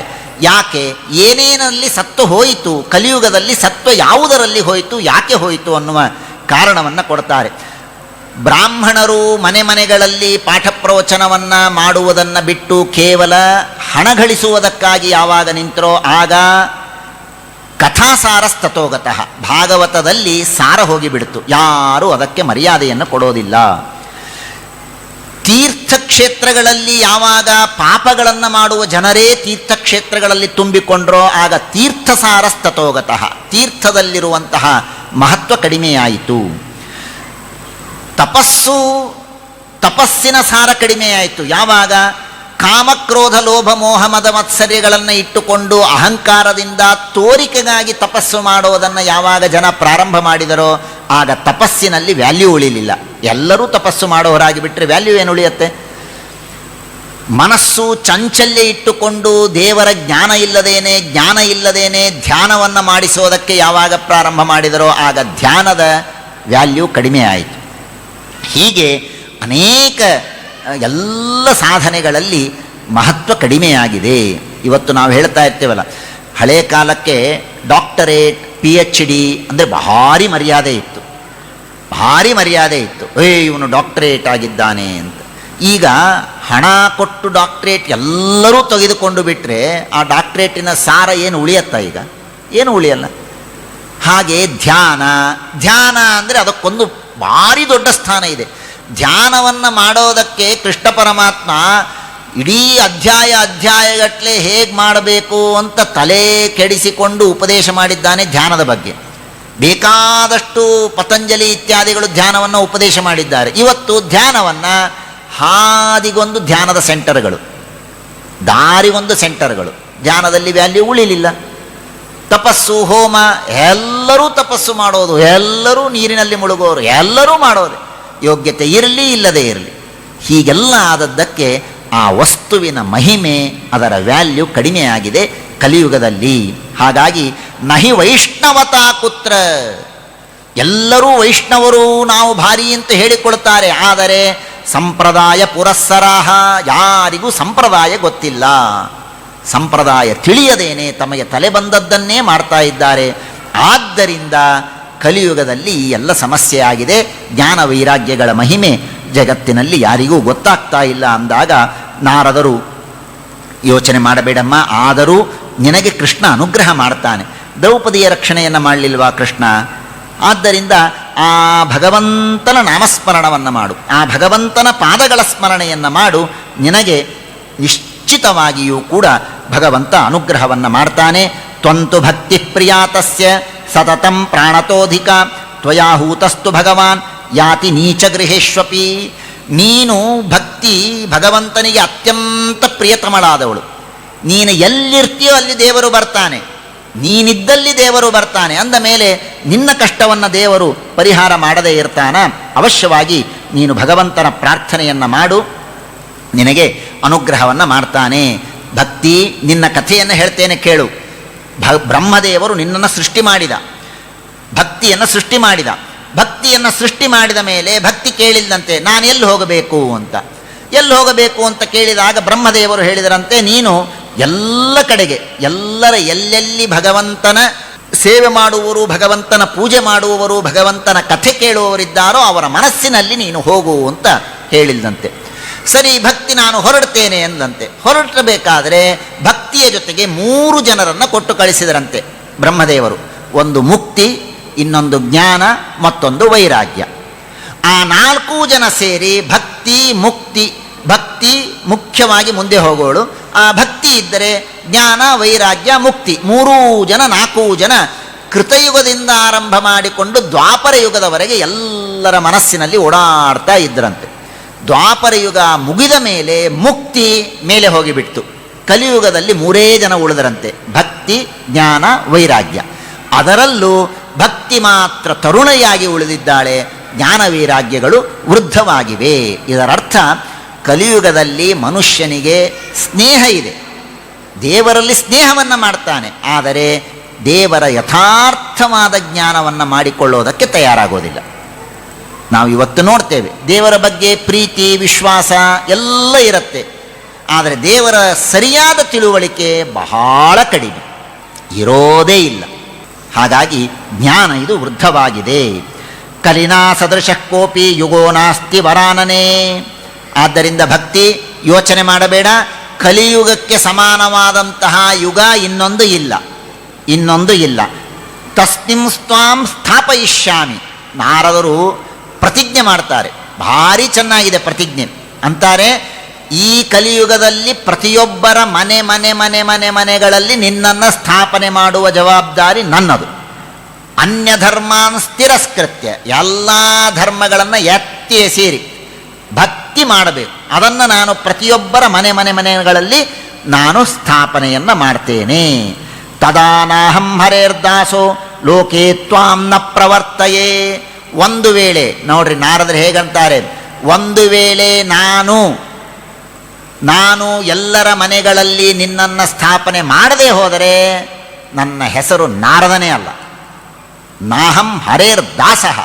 ನಾನು ಹರಿಭಕ್ತ ಅಂತೇನು ಜಗತ್ತಿನಲ್ಲಿ ಎಲ್ಲರೂ ಕರೆದಿದ್ದಾರಲ್ಲ, ನಾನು ನಿನ್ನ ಸ್ಥಾಪನೆ ಮಾಡದೆ ಹೋದರೆ ನಾನು ಹರಿಭಕ್ತನೇ ಅಲ್ಲ ಅಂತ ಪ್ರತಿಜ್ಞೆಯನ್ನು ಮಾಡಿ ಹೇಳ್ತಾ ಇದ್ದಾರೆ. ನಾನು ನಿನ್ನನ್ನು ಸ್ಥಾಪನೆ ಮಾಡ್ತೇನೆ, ಯೋಚನೆ ಮಾಡಬೇಡ ಅಂತ ಹೇಳಿ ಭಕ್ತಿಯ ಸ್ಥಾಪನೆಯನ್ನು ಮಾಡೋದಕ್ಕೆ ಹೊರಟಿದ್ದಾರೆ. ಇಷ್ಟು ಹೇಳಿದ ಕೂಡಲೇ ಆ ಭಕ್ತಿಗೆ ಭಾರೀ ಸಂತೋಷ ಆಗಿಬಿಡ್ತು. ನಾರದರಂತಾರೆ, ಯಾವ ತಪಸ್ಸು ಯಜ್ಞ ದಾನ ಏನೇನೂ ಇಲ್ಲ, ಭಕ್ತಿ ಇದ್ದರೆ ಸಾಕು, ಯಮನೂ ಬರೋದಿಲ್ಲ. ಅಂತಹ ಮಹಿಮೆ ನಿನ್ನದಿದೆ, ನೀನು ಯಾಕೆ ಯೋಚನೆ ಮಾಡ್ತೀಯ ಅಂತ ಹೇಳಿದಾಗ ಭಕ್ತಿ ಬಹಳ ಸಂತೋಷಪಟ್ಟಿದ್ದಾಳೆ.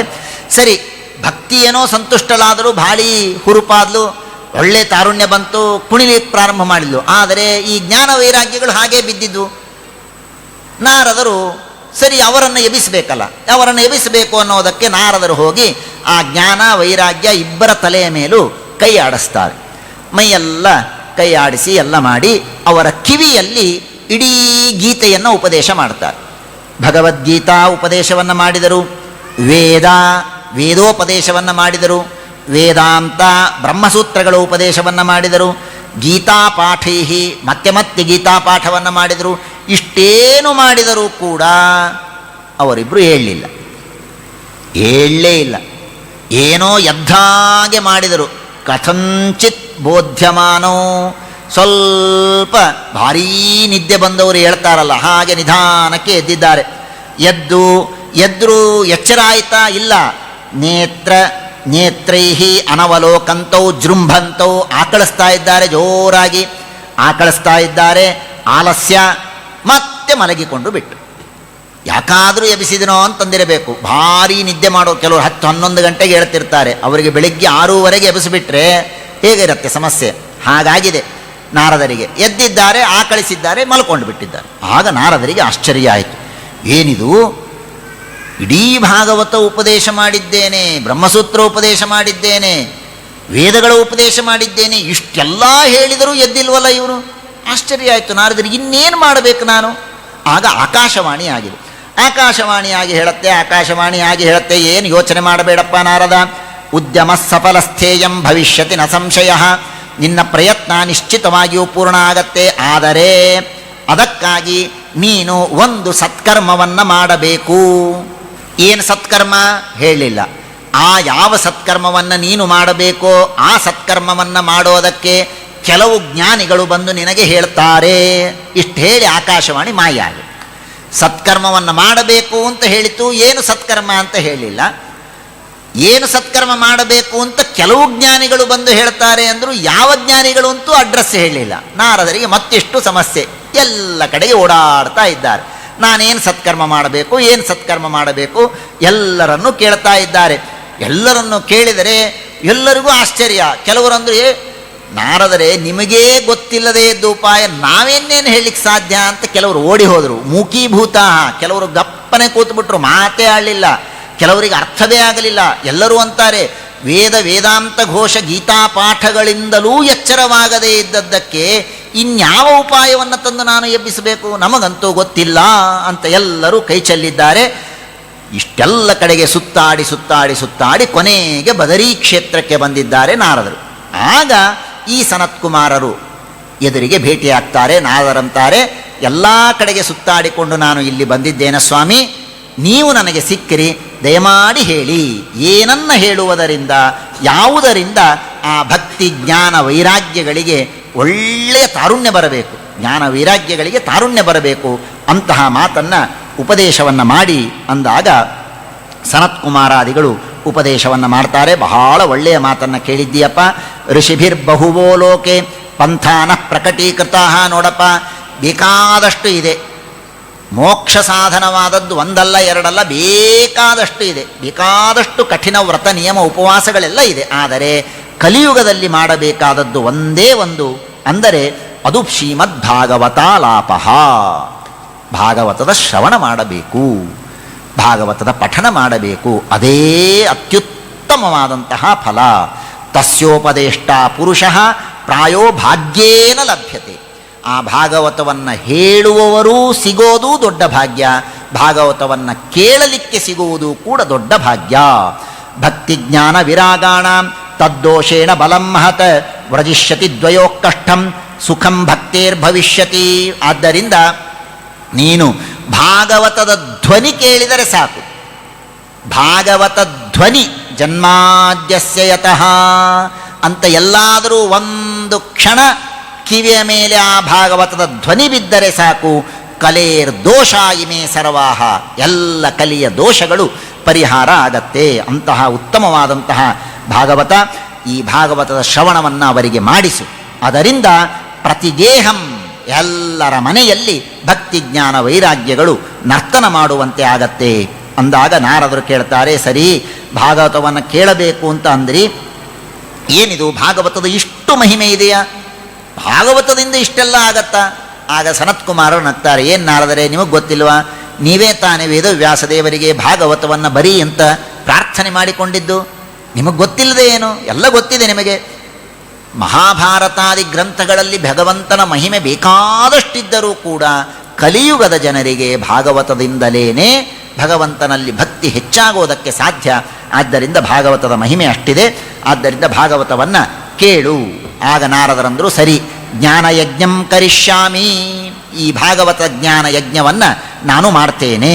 ಆದರೆ ಎಲ್ಲಿ ಮಾಡಬೇಕು, ಎಲ್ಲಿ ಮಾಡಬೇಕು, ಎಷ್ಟು ದಿವಸ ಮಾಡಬೇಕು, ಅದರ ವಿಧಿ ಏನು ಅಂತ ಕೇಳಿದಾಗ ಸನತ್ಕುಮಾರರಂತಾರೆ, ನೋಡಪ್ಪ, ಹರಿದ್ವಾರದ ಹತ್ತಿರ ಆನಂದವನ, ಆನಂದನಾಮಕವಾದ ಒಂದು ತಟ, ಆನಂದ ತಟ, ಆನಂದ ತಟ ಅಂತ ಈಗ ಅದನ್ನು ಕುಶಾವರ್ತ ಅಂತೇನೋ ಕರೀತಾರಂತೆ, ಕುಶಾವರ್ತ ನೀಲಧಾರ ಅಂತೇನೋ ಕರೀತಾರಂತೆ, ಇರಲಿ.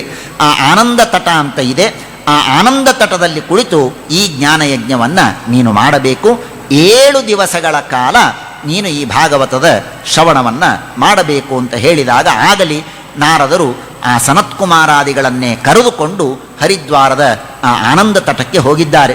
ಆನಂದ ತಟಕ್ಕೆ ಹೋಗಿ ಸನತ್ಕುಮಾರರು ನಾರದರಿಗೆ ಭಾಗವತದ ಉಪದೇಶವನ್ನು ಮಾಡ್ತಾ ಇದ್ದಾರೆ ಅಂತ ಗೊತ್ತಾದದ್ದೇ ತಡ ಎಲ್ಲರೂ ಬಂದಿದ್ದಾರೆ. ಎಲ್ಲ ಋಷಿಗಳು ಮುನಿಗಳು ಪ್ರತಿಯೊಬ್ಬರೂ ಬಂದಿದ್ದಾರಂತೆ. ವೇದಾಂತಾನಿ ಚ ವೇದಾಶ್ಚ, ಎಲ್ಲ ವೇದಾಭಿಮಾನಿ ದೇವತೆಗಳು, ನದ್ಯಭಿಮಾನಿ ದೇವತೆಗಳು, ತೀರ್ಥಾಭಿಮಾನಿ ದೇವತೆಗಳು ಎಲ್ಲರೂ ಅಲ್ಲಿ ಪ್ರತ್ಯಕ್ಷರಾಗಿ ಬಂದು ಭಾಗವತದ ಶ್ರವಣವನ್ನು ಮಾಡ್ತಾ ಇದ್ದಾರೆ. ಒಂದು ಮಾತನ್ನು ಹೇಳ್ತಾರೆ, ಭಾಗವತ ಬಹಳ ಸುಂದರವಾದ ಮಾತನ್ನು ಹೇಳ್ತದೆ. ಎಲ್ಲರೂ ಬಂದ್ರಂತೆ. ಕೆಲವರು ಬರೋದಕ್ಕೆ ಸಂಕೋಚ ಮಾಡಿಕೊಂಡ್ರಂತೆ. ನಾವು ದೊಡ್ಡವರು ಹೆಂಗೆ ಹೋಗೋದ್ರಿ, ಸಣ್ಣ ಹುಡುಗರು ಸನತ್ಕುಮಾರಾದಿಗಳೆಲ್ಲ ಹೇಳಿಕತ್ತಾರ, ನಾವೆಂಗೆ ಹೋಗೋದು ಅಂತ ಕೆಲವರು ಗುರುತ್ವಾತ್, ನಾವು ದೊಡ್ಡವರು ಅಂತನ್ನುವ ಅಭಿಮಾನಕ್ಕೋ ಅಥವಾ ನಮಗೆಲ್ಲ ಗೊತ್ತಿದೆ ಅಂತನ್ನುವುದಕ್ಕೋ ಬರಲಿಲ್ಲವಂತೆ. ಅಂಥವರನ್ನು ಗುರುತ್ವಾತ್ ತತ್ರ ನಾಯಾತಾನ್ ಭೃಗು ಸಂಬೋಧ್ಯ ಚಾನಯತ, ಭೃಗು ಋಷಿಗಳು ಎಲ್ಲರ ಮನೆಗೆ ಹೋಗಿ ಕರ್ಕೊಂಬಂದ್ರೆ, ನಡೀರಿ ನಡೀರಿ ಭಾಗವತಕ್ಕೆ, ಏನು ದೊಡ್ಡವರೇನೋ ಭಾಗವತ ಹೇಳ್ತಾ ಇದ್ದಾರೆ. ಭಾಗವತ ಹೇಳುವವರು ಯಾರು ದೊಡ್ಡವರು ಚಿಕ್ಕವರು ಮಹತ್ವದ್ದಲ್ಲ, ಆ ಭಾಗವತ ಕಥಾ ಮಹತ್ವದ್ದು, ಭಾಗವತ ಕಥೆ ಮಹತ್ವದ್ದು. ಹಾಗಾಗಿ ಭೃಗು ಋಷಿಗಳು ಯಾರ್ಯಾರು ಬರೋದಿಲ್ಲ ಅಂತ ಮನೆಯಲ್ಲಿ ಕೂತಿದ್ದರಲ್ಲ ಎಲ್ಲರನ್ನೂ ಸಂಬೋಧ್ಯ, ಅವರಿಗೆ ಉಪದೇಶ ಮಾಡಿ ಬರ್ರಿ ಬರ್ರಿ ಅಂತ ಹೇಳಿ ಕರೆದುಕೊಂಡು ಬಂದು ಕೂಡಿಸಿದ್ದಾರಂತೆ. ಎಲ್ಲರೂ ಕೂತಿದ್ದಾರೆ. ಒಂದು ಕಡೆಗೆ ಋಷಿಗಳು, ಒಂದು ಕಡೆಗೆ ದೇವತೆಗಳು, ಇನ್ನೊಂದು ಕಡೆಗೆ ವೇದೋಪನಿಷತ್ತುಗಳು, ಮತ್ತೊಂದು ಕಡೆಗೆ ಹೆಂಗಸರು, ಎಲ್ಲರೂ ಕೂತಿದ್ದಾರೆ. ಜಯ ಶಬ್ದೋ ನಮಃ ಶಬ್ದ ಶಂಖ ಶಬ್ದಸ್ತಥೈವ ಚ. ಎಲ್ಲರೂ ಜಯಕಾರವನ್ನು ಕೃಷ್ಣನಿಗೆ, ಭಾಗವತಕ್ಕೆ, ದೇವರಿಗೆ ಎಲ್ಲರಿಗೂ ಜಯಕಾರವನ್ನು ಹೇಳ್ತಾ ಶಂಖ ನಾದವನ್ನು ಮಾಡಿದ್ದಾರೆ. ಎಲ್ಲ ದೇವತೆಗಳು ವಿಮಾನಗಳಿಂದ ಬಂದು ಪುಷ್ಪವೃಷ್ಟಿಯನ್ನು ಮಾಡ್ತಾ ಇದ್ದಾರೆ. ಪುಷ್ಪವೃಷ್ಟಿಯನ್ನು ಮಾಡಿ ಭಾಗವತದ ಉಪದೇಶವನ್ನು ಮಾಡ್ತಾ ಇದ್ದಾರೆ. ಯಸ್ಯ ಶ್ರವಣ ಮಾತ್ರೇಣ ಮುಕ್ತಿ ಕರಳತೆಲೆ ಸ್ಥಿತ. ಆಗ ಸೂತಾಚಾರ್ಯರು ಸನತ್ಕುಮಾರರು ಭಾಗವತದ ಮಹಿಮೆಯನ್ನು ಹೇಳ್ತಾರೆ. ನೋಡಪ್ಪ, ಭಾಗವತವನ್ನು ಯಾವಾಗಲೂ ಕೇಳ್ತಾ ಇರಬೇಕು. ಯಾವಾಗ ಯಾರ ಮನೆಯಲ್ಲಿ ಭಾಗವತ ಇದೆ, ಕಥಾ ಭಾಗವತಸ್ಯಾಪಿ ನಿತ್ಯಂ ಭವತಿ ಯದ್ಗೃಹೇ ತದ್ಗೃಹಂ ತೀರ್ಥರೂಪಂ ಹಿ ವಸತಾಂ ಪಾಪನಾಶನಂ. ನಮ್ಮ ಮನೆಯಲ್ಲಿ ಭಾಗವತ ಶ್ರವಣ ನಿತ್ಯ ಆಗತ್ತೆ, ಭಾಗವತದ ಪಾರಾಯಣ ನಿತ್ಯ ಆಗತ್ತೆ, ಹಾಗಾದರೆ ಅದೊಂದು ತೀರ್ಥ ಅಂತ ಅರ್ಥ. ಕಾಶಿಗೆ ಹೋಗಬೇಕು, ಗಯಾಕ್ಕೆ ಹೋಗಬೇಕು ಅಂತೆಲ್ಲ ಸಂಕಲ್ಪ ಮಾಡಿರ್ತೇವೆ, ವರ್ಷಕ್ಕೊಮ್ಮೆ ಹೋಗ್ತೇವೆ. ದಿನ ಏನು ಕಾಶಿ, ಗಯಾ, ಪ್ರಯಾಗ, ಅಯೋಧ್ಯ, ಮಥುರಾ, ಮಾಯಾಕ್ಕೆ ಹೋಗ್ಲಿಕ್ಕಾಗೋದಿಲ್ಲ. ಎಲ್ಲಾದರೂ ಹೋಗಬೇಕಾ? ವಾರಕ್ಕೊಮ್ಮೆ ಒಂದು ಯಾರ ಮನೆಯಲ್ಲಿ ಭಾಗವತ ಶ್ರವಣ, ಭಾಗವತ ಪಾರಾಯಣ ನಡೀತಾ ಇದೆಯೋ ಅವರ ಮನೆಗೆ ಹೋಗಿ ಬಂದುಬಿಡಿ, ಸಾಕು. ಯಾತ್ರೆ ಮಾಡಿದ ಪುಣ್ಯ ಬರುತ್ತೆ. ಅವರ ಮನೆಗೆ ಹೋಗಿ ಬಂದುಬಿಡಿ. ಮನೆ ಒಳಗೆ ಹೋಗಿ ಅವರು ಮತ್ತೆ ನಮಗೆ ಫಳಾರ ಗಿಡಾರ ಕೊಡೋದಕ್ಕೆ ಸಂಕೋಚ ಆಗ್ತಿದ್ರೆ ಮನೆ ಬಾಗಿಲು ಮುಟ್ಟು ಬಂದುಬಿಡಿ, ಸಾಕು. ಎಷ್ಟು ಚೆನ್ನಾಗಿ ಹೇಳ್ತಾರೆ ನೋಡಿ. ಯಾರ ಮನೆಯಲ್ಲಿ ಭಾಗವತ ನಿತ್ಯ ಶ್ರವಣ ಆಗತ್ತೋ ಅವರ ಮನೆ ತೀರ್ಥ ಇದ್ದಂತೆ, ಅಲ್ಲಿ ಹೋಗಿ ಬರಬೇಕು. ನ ಗಂಗಾ ನ ಗಯಾ ನ ಕಾಶಿ ಪುಷ್ಕರಂ ನ ಪ್ರಯಾಗಕಂ ಶುಕಶಾಸ್ತ್ರ ಕಥಾಯಾಶ್ಚ ಫಲೇನ ಸಮತಾಂಬ್ಯತೇತ್. ಗಂಗಾ ನದಿ, ಗಯಾ, ಕಾಶಿ, ಪುಷ್ಕರ, ಪ್ರಯಾಗ ಇದ್ಯಾವುದೂ ಕೂಡ ಭಾಗವತಕ್ಕೆ ಸಮಾನವಾದ ಫಲವನ್ನು ಕೊಡೋದಿಲ್ಲ. ಶ್ಲೋಕಾರ್ಧಂ ಶ್ಲೋಕಪಾದಂಬ ನಿತ್ಯಂ ಭಾಗವತೋದ್ಭವಂ ಪಠಸ್ವ ಸ್ವಮುಖೇನೈವ ಯದೀಚ್ಛಸಿ ಪರಾಂ ಗತಿಂ. ಅರ್ಧ ಶ್ಲೋಕ, ಒಂದು ಶ್ಲೋಕ, ಅರ್ಧ ಶ್ಲೋಕ, ಕಾಲು ಶ್ಲೋಕ, ಎಷ್ಟಾದರೂ ಸರಿ, ಸ್ವಮುಖೇನೈವ ನಿನ್ನ ಬಾಯಿಂದ ನೀನಂದು ಅರ್ಧ ಶ್ಲೋಕವನ್ನಂದು ಎದ್ದು ಬಂದ್ಬಿಡು, ಸಾಕು. ಎಷ್ಟು? ಜನ್ಮಾದ್ಯಸ್ಯ ಯತಃ, ಇಷ್ಟನ್ಲಿಕ್ಕೆ ಎಷ್ಟು ಟೈಮ್ ಹಿಡಿಯೋದಿದೆ? ಅಷ್ಟೇ ಅನ್ನು ಎದ್ದು ಬಾ, ಸಾಕು. ಒಂದು ಶ್ಲೋಕ, ಅರ್ಧ ಶ್ಲೋಕ, ಪಾದಶ್ಲೋಕ ನಿತ್ಯವೂ ಭಾಗವತವನ್ನು ಅನ್ನಬೇಕು. ಯಚ್ಚ ಭಾಗವತಂ ಶಾಸ್ತ್ರಂ ವಾಚಯೇದರ್ಥತೋ ನಿಶಂ ಜನ್ಮ ಕೋಟಿ ಕೃತಂ ಪಾಪಂ ನಶ್ಯತೆ ನಾತ್ರ ಸಂಶಯ. ಜನ್ಮ ಜನ್ಮಾಂತರದ ಎಲ್ಲ ಪಾಪಗಳು ಇದರಿಂದ ಪರಿಹಾರವಾಗತ್ತೆ. ಜೀವಚ್ಛವೋ ನಿಗದಿತ ಸತು ಪಾಪ ಕರ್ಮ ಏನ ಶ್ರುತಂ ಶುಕ ಕಥಾವಚನಂ ನ ಕಿಂಚಿತ್ ಧಿಕ್ ತಂ ನರಂ ಪಶು ಸಮಂ ಭುವಿ ಭಾರ ರೂಪಂ ಏವಂ ವದಂತಿ ದಿವಿದೇವ ಸಮಾಜ ಮುಖ್ಯಾಹ. ಯಾರು ತನ್ನ ಇಡೀ ಜೀವನದಲ್ಲಿ ಒಮ್ಮೆಯೂ ಭಾಗವತವನ್ನು ಕೇಳಿಲ್ಲ ಅವನ ಜನ್ಮ ವ್ಯರ್ಥ, ಅವನು ಭೂಮಿಗೆ ಭಾರ. ಅಷ್ಟೇ ಅಲ್ಲ, ಒಂದು ಮಾತನ್ನು ಹೇಳುತ್ತೆ, ಅವನು ಭೂಮಿಗೆ ಭಾರ ಅಲ್ಲ, ಅವನನ್ನು ಹೊತ್ತ ಭೂಮಿ ಶೇಷದೇವರ ತಲೆಯ ಮೇಲೆ ಭಾರ ಇದ್ದಂತಂತೆ. ಇಂಥವ್ರನ್ನ ಯಾಕೆ ಹೊತ್ತೀಯಮ್ಮ ನೀನು ಅಂತ ಶೇಷದೇವರು ಬೈತಾನಂತೆ. ಅಂತಹ ದುರ್ಲಭೈವ ಕಥಾಲೋಕೆ ಭಾಗವತೋದ್ಭವ ದಿನಾನಾಂ ನಿಯಮೋ ನಾಸ್ತಿ ಸರ್ವದಾ ಶ್ರವಣಂ ಮತಂ. ಮೊದಲನೇದಾಗಿ ಇದಕ್ಕೆ 7 ದಿನ ಕೇಳಬೇಕು, 10 ದಿನ ಕೇಳಬೇಕು ಅಂತ ನಿಯಮ ಇಲ್ಲ, ಯಾವಾಗಲೂ ಶ್ರವಣ ಮಾಡಬಹುದು. ಹಾಗಾದರೆ 7 ದಿನ ಅಂತ ಮಾಡಿದ್ದು ಯಾಕೆ ಅಂದರೆ ಕಲಿಯುಗದಲ್ಲಿ ಅಷ್ಟು ಆಯುಷ್ಯ ಇರೋದಿಲ್ಲ, ದೀರ್ಘಕಾಲದವರೆಗೆ ಕುಳಿತು ಕೇಳುವಂತಹ ಏಕಾಗ್ರತೆ ಇರೋದಿಲ್ಲ. ಹಾಗಾಗಿ 7 ದಿನ ಅಂತ ಮಾಡಿದ್ದೇ ಹೊರತು 7 ದಿನ ಕೇಳಬೇಕು ಅಂತ ಸರ್ವಥಾ ಅಲ್ಲ. ಯಜ್ಞಾದ್ ಗರ್ಜತಿ ಸಪ್ತಾಹ. ಏನು ಚೆನ್ನಾಗಿದೆ, ಯಜ್ಞಾದ್ ಗರ್ಜತಿ ಸಪ್ತಾಹ. ಯಜ್ಞ ಬಂತು, ಒಂದು ಸಣ್ಣ ಮೇಕೆ ಮರಿ ಬಂದು ಕೂಗತ್ತೆ. ಆ ಮೇಕೆ ಮರಿ ಕೂಗ್ತಾ ಇರಬೇಕಾದ್ರೆ ಎದುರುಗಡೆ ಜೋರಾಗಿ ಸಿಂಹ ಗರ್ಜನೆ ಮಾಡಿದರೆ ಏನಾಗತ್ತೆ? ಹಾಗೆ ಯಜ್ಞ, ಯಾಗ, ತಪಸ್ಸು ಇವೆಲ್ಲ ಮೇಕೆ ಗರ್ಜನೆ ಮಾಡಿದಂತೆ, ಆದರೆ ಭಾಗವತ ಸಿಂಹ ಗರ್ಜನೆ ಮಾಡಿದಂತೆ ಅಂತ ಹೇಳ್ತಾರೆ. ಯಜ್ಞಾದ್ ಗರ್ಜತಿ ಸಪ್ತಾಹ, ಸಪ್ತಾಹೋ ಗರ್ಜತಿ ವ್ರತಾತ್, ತಪಸೋ ಗರ್ಜತಿ ಪ್ರೋಚ್ಚೈ, ತೀರ್ಥಾನ್ ನಿತ್ಯಂ ಹಿ ಗರ್ಜತಿ, ಯೋಗಾದ್ ಗರ್ಜತಿ ಸಪ್ತಾಹ, ಧ್ಯಾನಾದ್ ಜ್ಞಾನಾಚ್ಚ ಗರ್ಜತಿ, ಕಿಂ ಬ್ರೂಮೋ ಗರ್ಜನಂ ತಸ್ಯ ರೇರೇ ಗರ್ಜತಿ. ಆ ಸಪ್ತಾಹದ ಮುಂದೆ ಇನ್ಯಾವುದೂ ಇಲ್ಲ. ಭಾಗವತ ಶ್ರವಣ ಅಷ್ಟು ಮಹತ್ವದ್ದು ಎಂಬುದಾಗಿ ಸನತ್ಕುಮಾರರು ತಿಳಿಸಿಕೊಡ್ತಾರೆ. ಕೇಳುವ ಒಂದು ಪ್ರಯತ್ನವನ್ನು ನಾಳೆಯಿಂದ ಮಾಡೋಣ. ಶ್ರೀಕೃಷ್ಣಾರ್ಪಣಮಸ್ತು.